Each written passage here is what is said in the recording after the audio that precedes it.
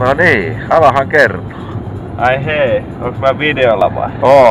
Sä oot Onks mä se Stara? Sä oot nyt Tara. Joo, tässä ollaan nyt kelkkailemaan menossa, että soitettiin tossa eilen, että jos kelkat laitettais valmiiksi siellä, niin Ari sanoi, että joo, että mä vahailen ne ja turbot oli laittanut niihin ja siinä on suunnilleen sellainen 300 hevosvoimaa per kelkka, että sitten oli 60 millinen räpylämatto, että sillä nyt lähdetään kokeilemaan, että päästäänkö rukalle keula pystyssä, että se on hyvin todennäköistä sillä, että lunta siellä on sadellut vähän ja nyt kun mennään niin auringon pitäisi paistaa ja elämä hymyilee ja linnut laulaa ja